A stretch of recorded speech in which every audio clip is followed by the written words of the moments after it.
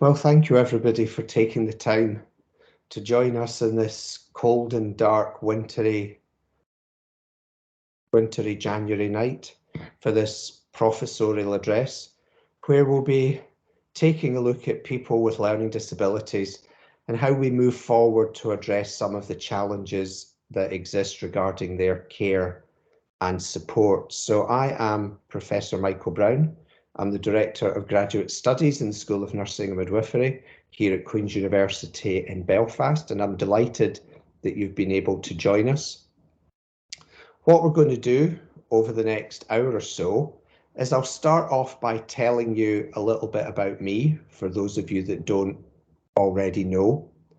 And then I'll start to look at some of the research evidence, the policy and the legislation regarding people with learning disabilities and that wider context regarding their care and support.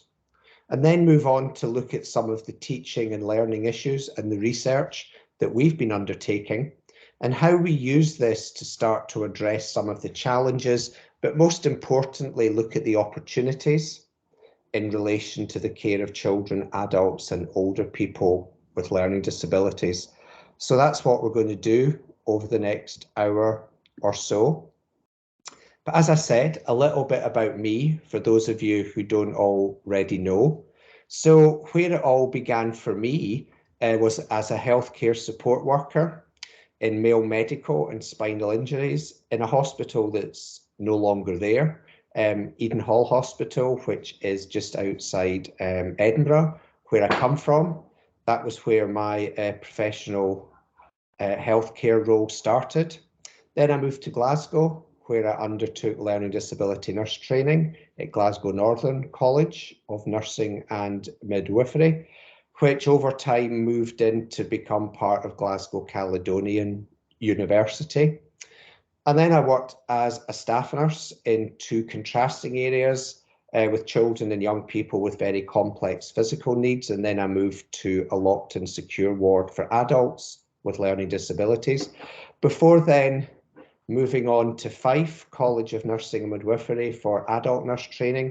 And that College of Nursing is now a part of the University of Dundee, and then worked in some staff nurses roles in acute hospital care in different settings across Edinburgh before deciding to move back into learning disabilities. At that point, all the big hospital closure programs were just starting, and I moved into a role in the community teams, and then over time became nursing officer in Edinburgh for the Community Learning Disability Service, before then deciding to change direction, where I was a clinical nurse specialist in community health and then a practice teacher, and then ultimately worked in practice development within Edinburgh Healthcare Trust, and then became a project manager for the Scottish Government and then a project manager for the Public Health Agency in Glasgow, before ultimately taking on a consultant nurse role, which I held for 17 years, and then latterly combined as a clinical professor at Edinburgh Napier University. Before then, moving on to where we are today, here as Professor of Nursing and Director of Graduate Studies at Queen's University in Belfast since 2017. And the rest, as they say, folks, is history. But that gives you a little bit of an overview of where I've been and how I got here today. So now what I want to do is just move on and take a little bit of a look at that wider context, particularly in relation to the evidence base, the policy, the legislation, and many of the historical developments and changes that have taken place, particularly over the past 20 to 30 years, that have majorly impacted on the care, the support, and the education of people with learning disabilities. So we're thinking about children, adults, and older people taking that lifespan approach. So many of you will be familiar with how we define a learning disability. And this would be a common definition that would be recognised by many people who work within learning disability, where it's seen as a significant lifelong condition starts around childhood, before birth in some cases, but definitely starts before adulthood and has a major impact on development, where additional support and access to education to develop understanding, learn new skills, and importantly, to live autonomously and independently in whatever context that means for the individual. So from a UK perspective, approximately 1 to 2% of the wider population on a global basis has an identifiable learning disability, or the phrase that would be used on an international basis is intellectual disability, which equates to about 1.5 million children, adults, and older people across the 4 countries of the UK that have an identifiable learning disability.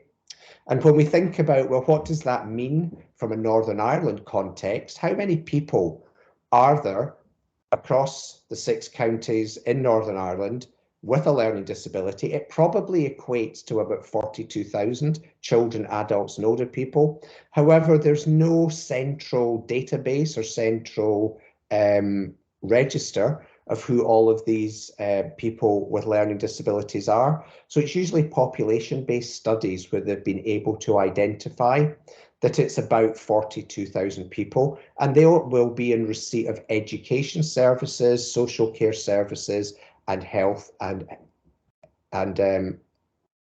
healthcare services. So a learning disability can be defined as mild, moderate, severe, or profound.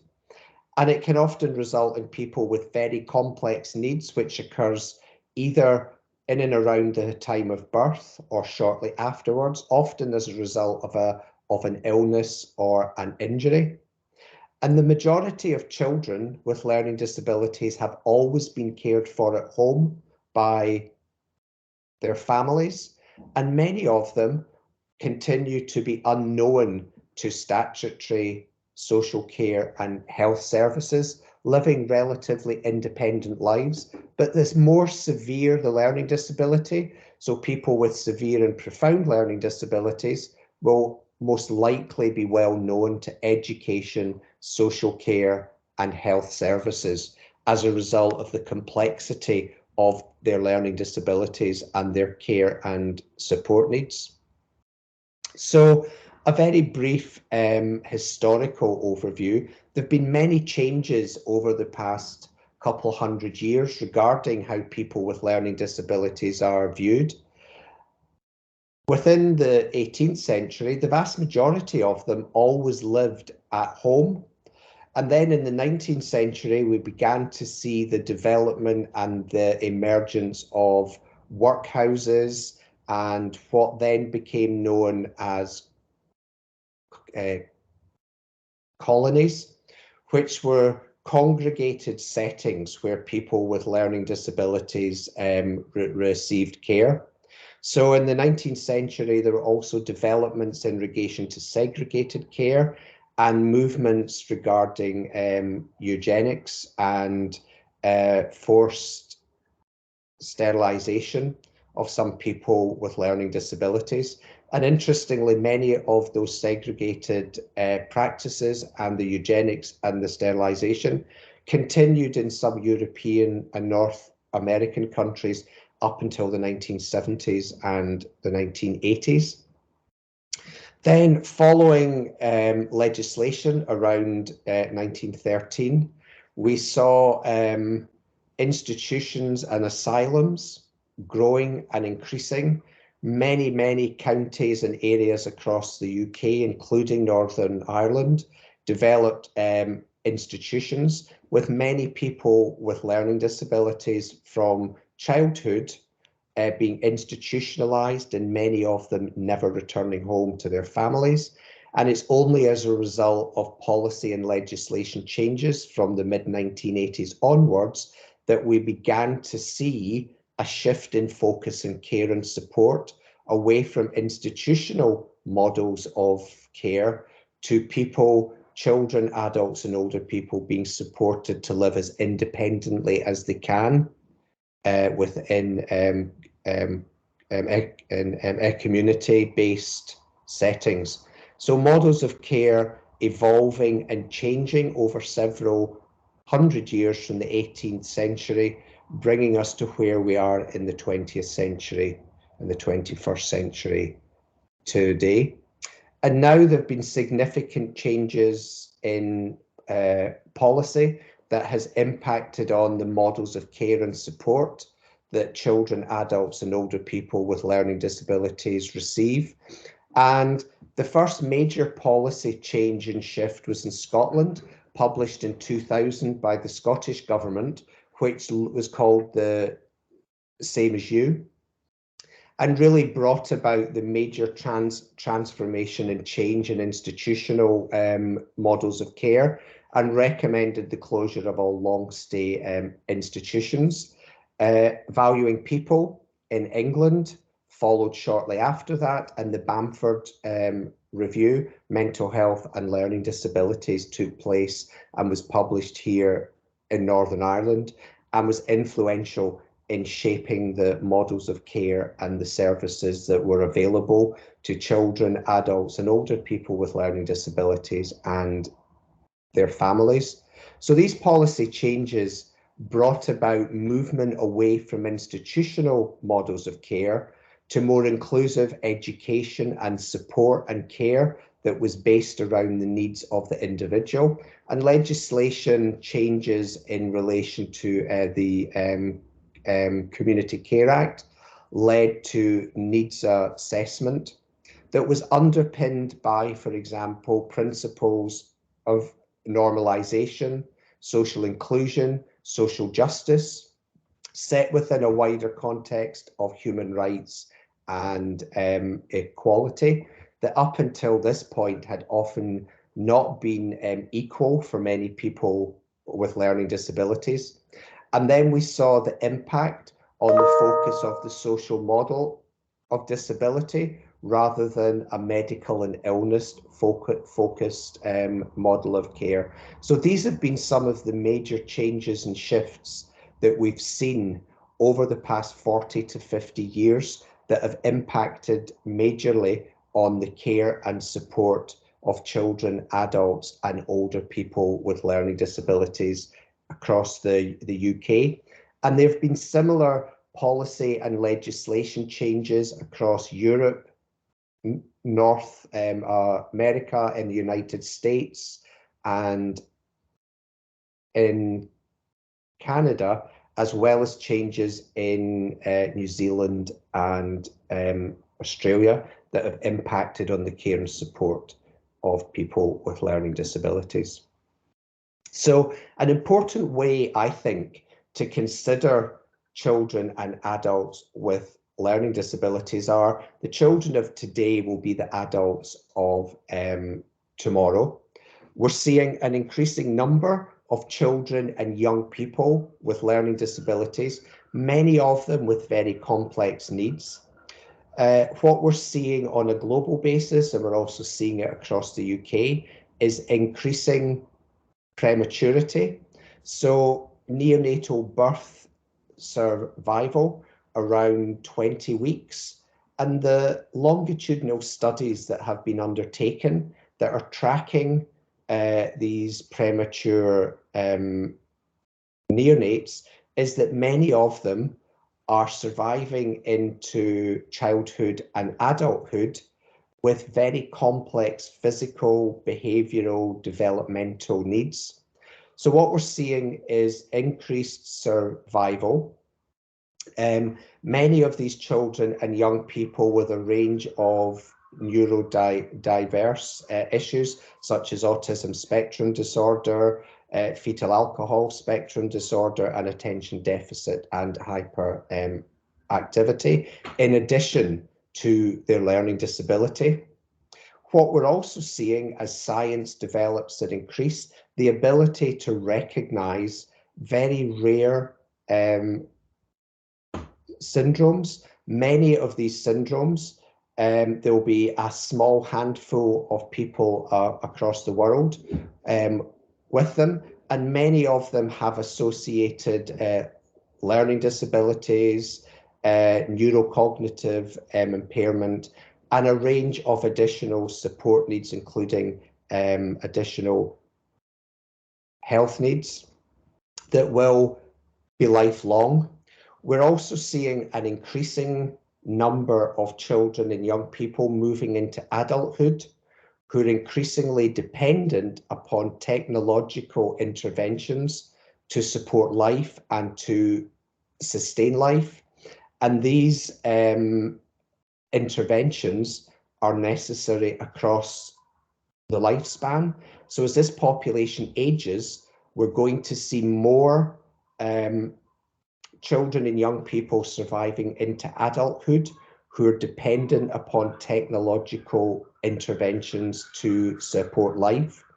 And when you add the prematurity, the increasing survival, the neurodiversity, the genetic syndromes, and the technological interventions that are required, what we're seeing is a population of children and young adults surviving into adulthood with layered complex health needs, education needs, and social care needs. And when you look at all of this evidence and say, well, what does this mean in relation to service delivery and service models and workforce requirements?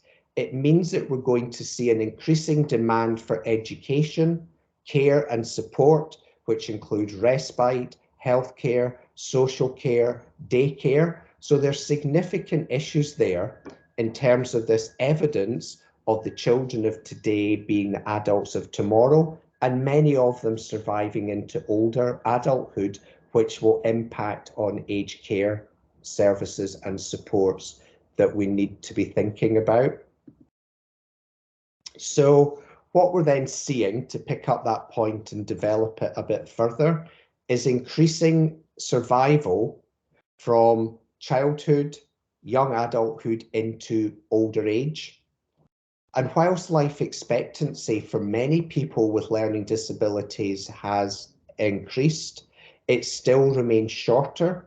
So for many people with learning disabilities, life expectancy will be 20 to 30 years shorter, depending on the severity and the complexity of their learning disabilities and their care needs. We're seeing people in the general population living to their early to their mid-80s. If you have a learning disability and you have a profound impairment, then you're going to have increasing complexity of care needs and support needs, and your life expectancy will be markedly shorter by perhaps up to 30 years than people who don't have learning disabilities. And when we look at what the health pattern looks like, what we're seeing is an increasing complexity of health needs and health concerns, physical health conditions, mental health issues, and for many people with learning disabilities, additional behavioural support needs. And what we're also seeing is a different ageing pattern and profile for people with learning disabilities. People with learning disabilities who are aging are going to develop the same health concerns that people in the general population have, but we have limited experience at the moment of caring for large numbers of older people with learning disabilities who have survived into older age with complex physical needs, mental health needs, neurodiversity issues such as ASD and attention deficit hyperactivity. So that profile and the services and the workforce needs is something that we need to be thinking about and planning for now, because we're going to see more young adults transitioning from child services into adult services, and an emerging phenomenon that we haven't seen on a large scale because of the reduced life expectancy is more people with learning disabilities with complex needs living and surviving into older age. So therefore, There's an issue about families when they either choose to relinquish care or as a result of aging parents, when they have to relinquish care when they're no longer able to care for their family member with learning disabilities. So there's opportunities there for how we plan for this and the service models and the care and support and the workforce needs that need to be in place. But the reality is that for many of the people with learning disabilities, relinquishing care comes in an emergency when family members either die or are no longer able to provide their care. So what this means is there's a window of opportunity for us within health and social care services to begin to think now of what models we need to evolve to provide support for children as they transition into adult services and then into older adult services for people with the most complex needs. And then if we take a lifespan approach, we need to think about end of life.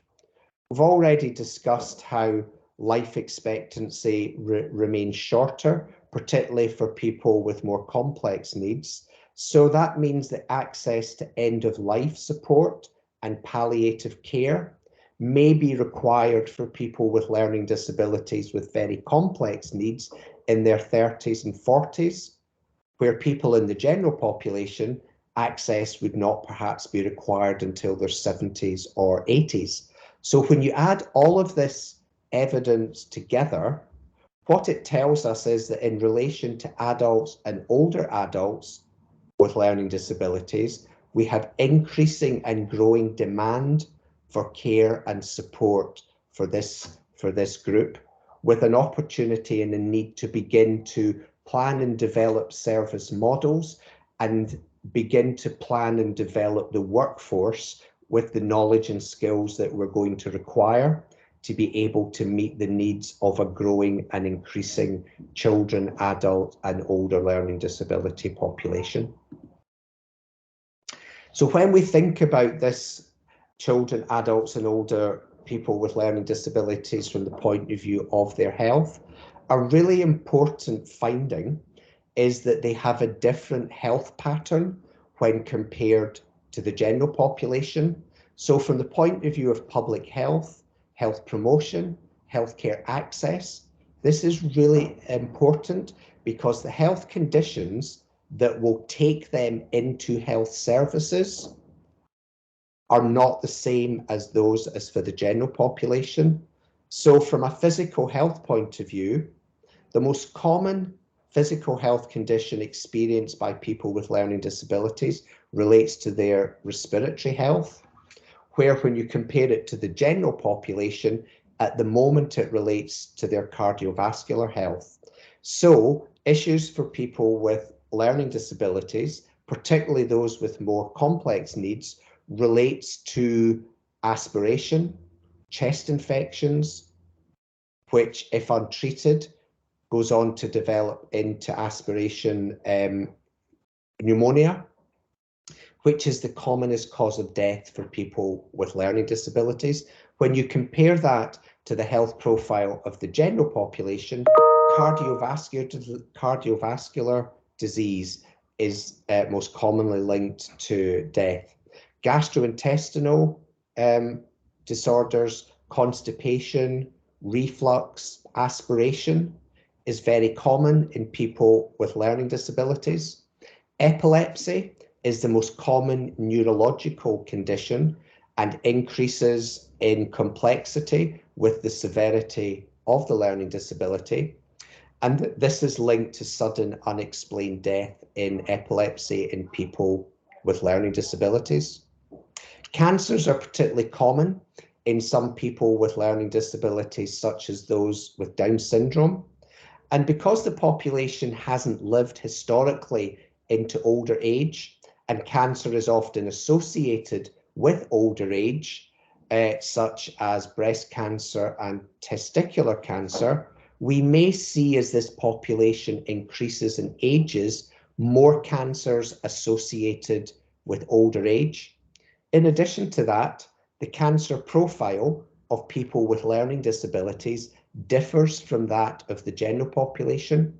The cancers that are common in people with learning disabilities are esophageal, gastric, and gallbladder cancers, which differs from the general population, which will be related to respiratory cancers, breast cancer, uterine cancer, and cervical cancer. So cancer in terms of service delivery and healthcare access is an important issue that we'll have to consider and plan for.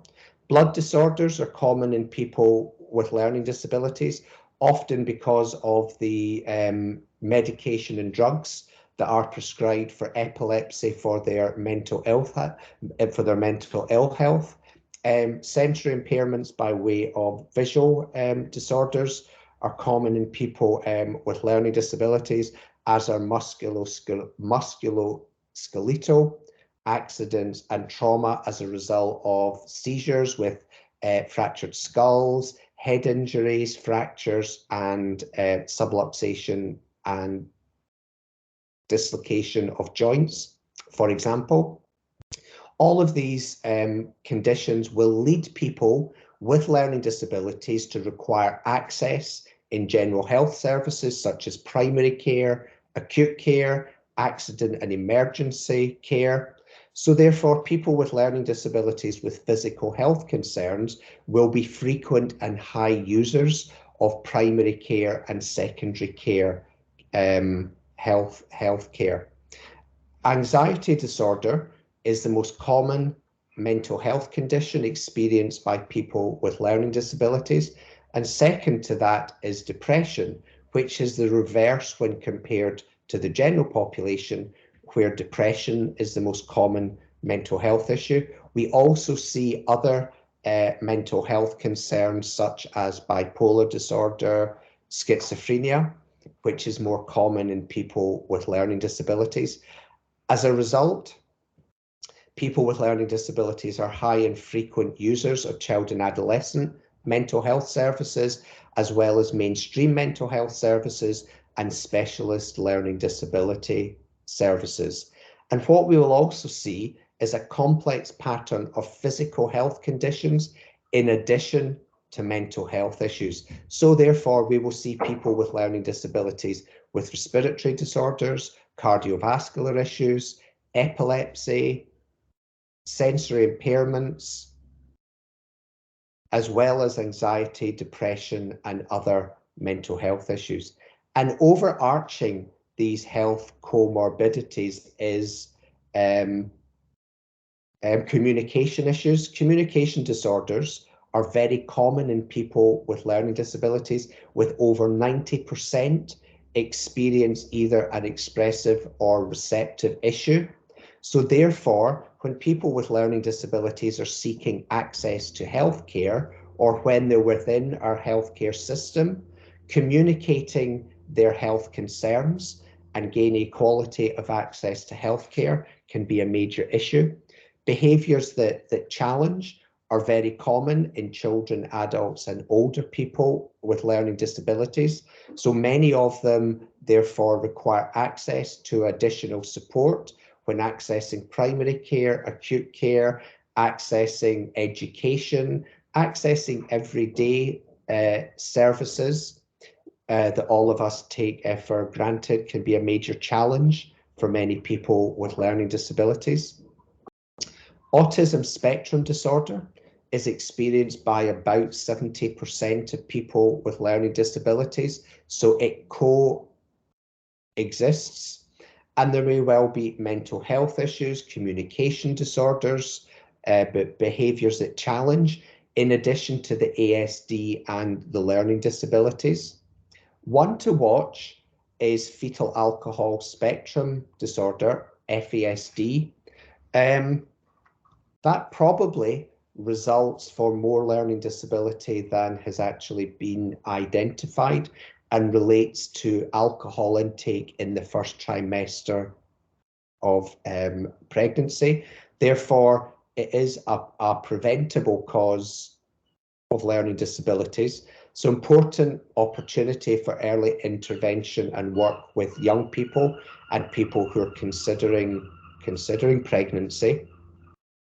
An ADHD, attention deficit hyperactivity disorder, is also common in people with learning disabilities. And as we see the population of people with learning disabilities age, dementia conditions are probably going to be more common. For example, we see dementia in people with Down syndrome often starting to emerge and see changes by the time they're in their 40s. So that overview tells us that health conditions in relation to children, adults, and older people with learning disabilities are very common.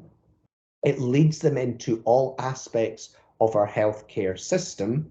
So therefore, we need to think about the education of the workforce and our healthcare models and systems and how we ensure equality of access and, importantly, equality of outcome for all children, adults, and older people with learning disabilities. And then we see this impact of the wider determinants of health. We know that many people with learning disabilities live in relative poverty. Many of them are unemployed, and very few of them, if any, go on to further higher education. Often where they're housed are in areas of social housing, and many of them describe being socially excluded, bullied and marginalised within the community that they live. And discrimination is also common. And as we saw from the previous slide, access to healthcare is an important issue. And yet for many, healthcare access poses a particular barrier that leads to health inequalities, with a need for proactive activities that supports a reduction in their health inequalities and enables a quality of access to improve their health and well-being. So important issues there regarding the wider determinants of health and how they impact on people with learning disabilities and their wider health and well-being. So now to think about some of the teaching and learning and research developments that we have been undertaking and that I have specifically been involved in over many years. So from a teaching and learning point of view, I was honoured to be made a fellow back in 2015 of the Royal College of Nursing, and that was in recognition of my contribution to the art and science of nursing over a sustained period of time. I was also awarded Fellowship of the Higher Education Academy, which again was looking at my sustained contribution to teaching and learning. There's been a significant focus when I look back at my career on education, whether that's students when they were in the practice setting or my education role within the university setting, and a really strong focus when I reflect back on looking at education that's focused and derived from the research that I have undertaken. And much of the research that I've undertaken is around informing teaching and learning developments at undergraduate and postgraduate level, as well as seeking to deliver some of the education to colleagues within health and social care. Many of the publications that I've undertaken with colleagues have been focused around teaching and learning and how the research evidence that we have undertaken impacts on what we teach students, and then interesting ways about how we disseminate the education research at conferences, webinars, seminars, and how it becomes embedded over time within education. It's interesting when you look at some of the research from having the eureka moment of a need to undertake research to developing the research proposal, to gaining the funding, to conducting the research, to publishing and disseminating it, and then beginning to embed it within education programs, to then graduates who complete the programs and begin to work within practice. It can take up to 12 to 15 years. So therefore, there's an opportunity for us now and an imperative to start to think about and make informed choices about the workforce in learning disability services for children, adults, and older people, what it needs to look like, because as you can see, it takes many years to embed that within our education programs, as ultimately, I believe we need a knowledgeable and skilled workforce, whether it's in education, social care, or healthcare, who have the knowledge and skills to work with people with learning disabilities with increasing complexity of need, ultimately to improve their access to healthcare and improve their healthcare outcomes. So that, I think, is part of the big message there in relation to research evidence and its impact on teaching and learning. Part of the work that any good researcher does before they start to apply for research funding is to look at what the published research literature tells us regarding any specific concerns. And this is an example of a systematic review that then led to a research study that we undertook, looking at the transition from child to adult services, particularly for young adults with very complex needs, published in the Journal of Advanced Nursing, if anybody wants to have a read. And we were examining the experiences of health transition for these young adults with intellectual disabilities and their families, but importantly, what was the implication of that evidence in relation to nurse education and nursing practice?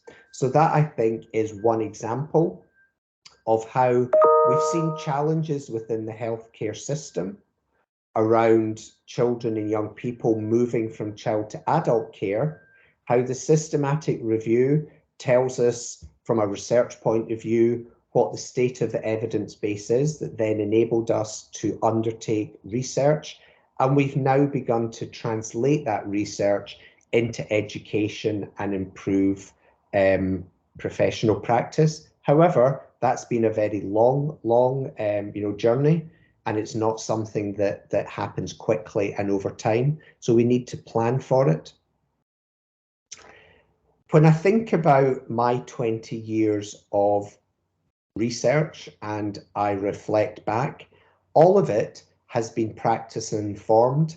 So from my own practice, which I touched on at the start, as well as my networks and relationships with colleagues who continue to work in practice, when I analyse and think, well, what are the overarching themes of the research that I've undertaken over the past 20 years? It's probably very focused on social inclusion, social justice, how we work with nurses and others to modify and change the healthcare system to enable equality of access in a way that ultimately reduces health inequalities for children, adults, and older people. We've looked at healthcare interventions for people with learning disabilities experiencing trauma and abuse, people with diabetes, for example, and how we enable equality of access, and for me, most importantly, equality of healthcare outcome. So therefore, we've looked at health needs, healthcare access and outcomes. An important piece of work that my colleague Juliet MacArthur and I have been involved in for over 25 years is developing liaison nursing models that have looked at workforce needs and models of care that has seen nurses embedded within child health and acute care services to support people with learning disabilities and their families and health professionals, particularly in acute care, as people with learning disabilities access acute care. We've looked at diabetes, trauma, PTSD, how people move and transition from child to adult services. And at the moment, we're looking at relationships and sexuality, education programs. We've also looked at LGBTQ plus health and what that means in relation to people with learning disabilities. And most recently working with colleagues from University College Dublin and COVID-19 and the impact on people with learning disabilities. So that gives you a bit of a flavour of some of the research that I've been involved in and have started to lead over the past couple of decades. So we've already touched on lots of the challenges that exist in relation to services and equality of access, and for me, importantly, quality of healthcare outcome for people with learning disabilities. And I think with challenges comes lots of opportunities. And I'm going to touch on what I see some of these challenges and opportunities being. We can't deny that there's issues. There's a public inquiry currently taking place regarding the incidents that occurred in Northern Ireland at Muckamore Abbey. However, there's been many others. We've seen issues regarding care of older people in a nursing home in Dunmurray in Northern Ireland. In the Republic of Ireland, there was Aris Attracta regarding abuse of people with learning disabilities. Mental health, earlier last year, there was a mental health trust and issues regarding care of patients with mental ill health. And when I reflect back on my career, there's been far too many public scandals regarding the care of people with learning disabilities and other patients who are very vulnerable, such as older people and people with mental ill health. So I can remember as a student way back in the day being introduced by my lecturers to the work of Goffman, who published this book, Asylums, and I still have the original copy with highlights through it. And Asylums was research that Goffman undertook back in the 50s and 60s, where he went into institutions in the United States as a support worker and wrote about total institutions and what he witnessed and what he saw.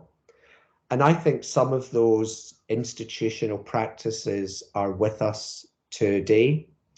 And what we see when we look at the systematic reviews around learning disabilities, patients with mental ill health, older people, children, is a recurring issue and theme of vulnerability.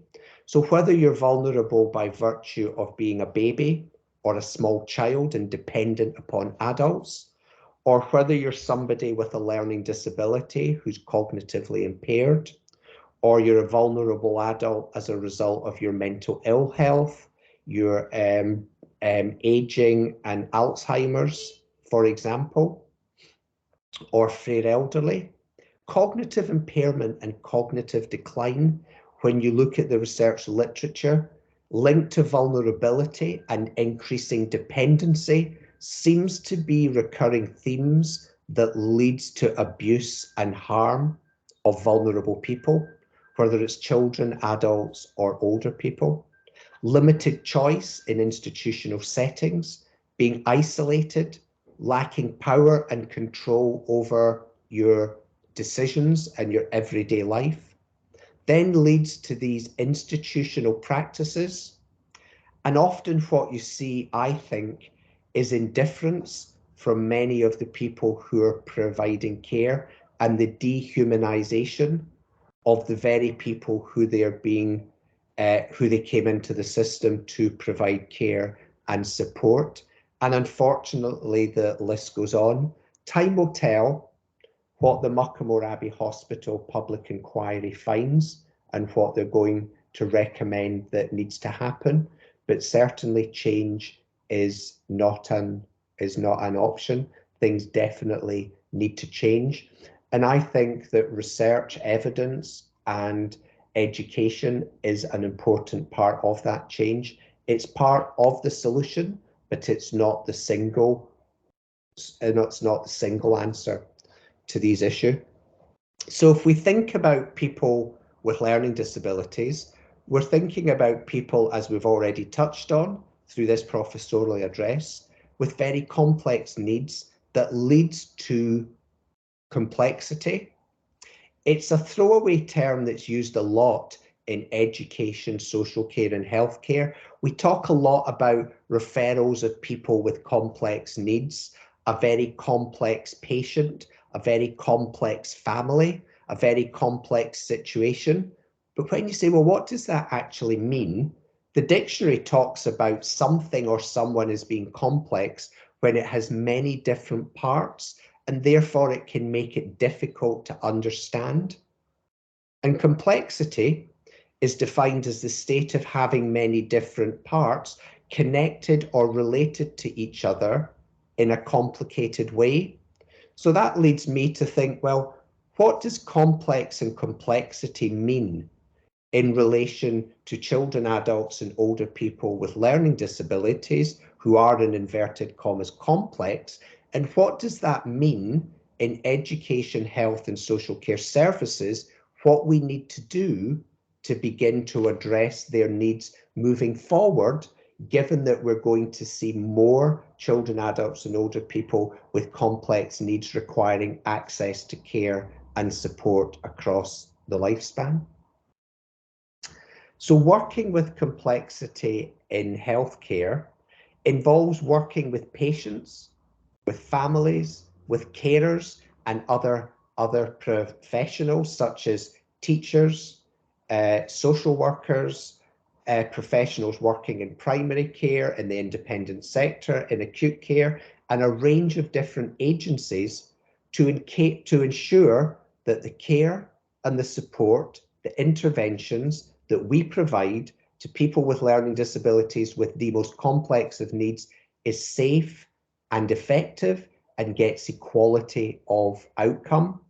So I think this therefore means that our assessments need to be effective and robust, that takes account of the behavioural, the communication, and the different health pattern experienced by many children, adults, and older people with learning disabilities, as it's only by taking into account and responding to this will we be able to effectively identify what their immediate needs are and what their longer term care and support needs are. And it's through this that we will be able to effectively manage the care and support that they require. Central to this, I believe, is the need to co-produce and co-design the care and support and the models of care that we need to evolve and develop. Ultimately, because what we need to deliver is care that is person and family centred in a way that's meaningful and reflective of their individual needs. And in order for this to be effective, given the range of complexity of education, social care, and health needs experienced by many people with learning disabilities, we need to work in and across with multiple teams and multiple health services and others. This therefore means that there's a potential for things to go wrong. So therefore, as a result, we need knowledgeable and skilled professionals, whether it's in education, social care, health services, or the independent sector, who are knowledgeable and motivated to work with a population of people with learning disabilities living into older age with very complex needs. And as an education provider here at Queen's, I think a central role for us is to help develop a knowledgeable and skilled workforce for the future with the appropriate knowledge, skills, values, and attitudes that are necessary to meet the needs of a population that are living into older age. So if we look at things like system theory, it tells us that we need to place the patient at the centre. We need to think of the care services that the individual requires and their family, but also the environment of care. And because we've heard of the physical, the mental health, the behavioural, and the neurodevelopmental issues that many children, adults and older people have, we need to think how we orientate health services to be receptive and to deliver effective assessments and care that recognises the communication and information needs of people with learning disabilities. And to enable these developments to happen, we need strategic leadership at government level, at policy level, at trust, health and social care and education level, so that there is accountability for the workforce models and the services that we need to evolve. This is necessary so that services are evidence informed, so that the patient care and the models of care produce the outcomes that the individual needs, and that this is underpinned by education and practice development that ensures that we have a workforce with the knowledge and skills that we require for the future. So, to quote Benjamin Franklin, out of adversity comes opportunity. And as I move forward now in this address, what I'd like to consider some of the opportunities for us as we seek to address some of the challenges that we've already touched on. I see Queen's University as part of the solution. We provide quality education, we develop practice, and I believe we undertake world-leading research, which is necessary to produce some of the solutions that we need to ensure that the care and support of children, adults, and older people is evidence-informed for the future. So there's been a lot of investment and development in quality education at Queen's regarding learning disabilities. As I said, back 2016, 2017, they established the Professorial Chair, which I took up in 2017, where my focus has been to work with colleagues and develop the learning disability team. And you can see here my colleagues, Dr. Lynn Marsh, Joanne Blair, Paul McAleer, Ailish McMail, Teresa Green, and Becky Williamson have all joined us. And this has been a part of the vision and the investment and the development within Queen's, as well as the developments and the relationships and the networks that we have developed with colleagues in adult nursing, children's nursing, mental health, and our midwifery colleagues, as well as with the relationships that we've established with colleagues in other schools, such as social work and education. So this has been enabling us to begin to develop our undergraduate and postgraduate focus regarding learning disability education, and we're going to continue to do this. The bigger picture as to why is so that we can meet workforce needs for the future. We can develop practice, but ultimately we want to improve care and improve the support of children, adults, and older people with learning disabilities. So therefore, over the past 3 years, there's been 105 students have completed the honours degree programme in learning disability nursing. There's currently about 106 undergraduate students on the programme. So you add all that together and there's about 220 undergraduate students on our programme. The university has approved a new MSc in direct entry into learning disability nursing, which enables people with a first degree to do a 2-year programme. And we're hoping that this will commence in September 2023.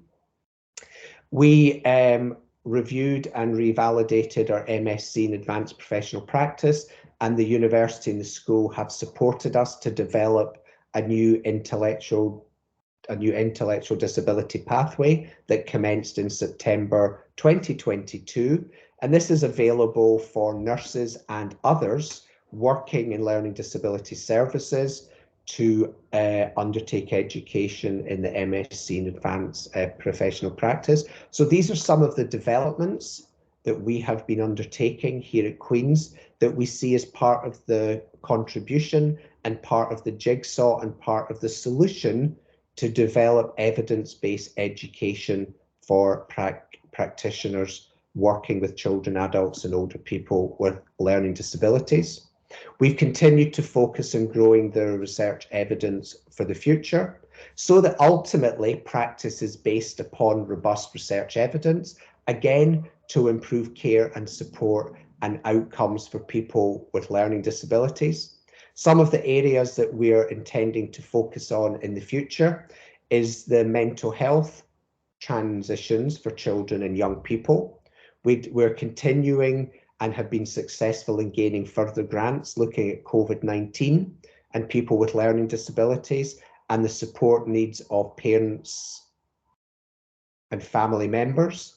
We've developed a network for academics regarding LGBTQ+ health, and we want to look at the impact and the role of fathers in relation to the care and support of their children with learning disabilities. We're seeing an increasing number of PhD and doctoral students coming to undertake studies. Some other students who are undertaking PhD studies in relation to models of care and people with learning disabilities. And this therefore has enabled us to continue our partnership working with our trust colleagues. And I'm also taking forward innovations and developments with my good friend and colleague, Professor Juliet MacArthur, who is about to join us as a visiting professor at Queen's. So QUB, me and the future, as we start to come to the end of this address. I think the evidence base regarding the needs of children, adults and older people with learning disabilities, it's well established, it's well evolved. Our focus needs to grow it and develop it further. We need to learn from the success of others. So in Northern Ireland, we need to be looking at what's happening in the UK, what's happening in the Republic, but also what's happening across Europe and on a global basis. We need leadership at all levels, whether it's at government level, policy level, university level, education and health and social care level. We need leaders who recognise that they have a role to lead services to ensure that the needs of children, adults and older people are recognised and that workforce and service models are effective to assuring equality of access and equality of outcome for people with learning disabilities. We're going to continue to grow and develop the research evidence base to ensure that we provide equality of access to education and practice development, ultimately to facilitate evidence-based practice so that practitioners have access to the knowledge and skills that they need. Ultimately, evidence-informed services, education, social care and health, so that we improve care and support outcomes. And I think that my focus for the future will always be to keep people with learning disabilities and their families at the heart of everything that we seek to develop and change. That ultimately I'd like to ensure that we continue to place Northern Ireland and Queen's at the forefront as leaders on a local and a global basis, that we deliver effectively from a learning disability perspective in the United Nations Sustainable Goals, particularly in relation to health and well-being and social justice, that we undertake practice-informed research that delivers evidence-informed education and outcomes, and that we work effectively with our strategic partners at government level in education, health and social care. So as I finish up here, my life philosophy is, I want you to be happy. Don't dwell on the past. Do not worry about the future. Focus on living fully in the present, because we can't change the past, but we can influence what happens in the future. So I want to thank you for taking the time to come today to listen to this address, and I welcome the opportunity to answer any questions and for us to have a discussion around some of the issues that I've raised. So thank you very much.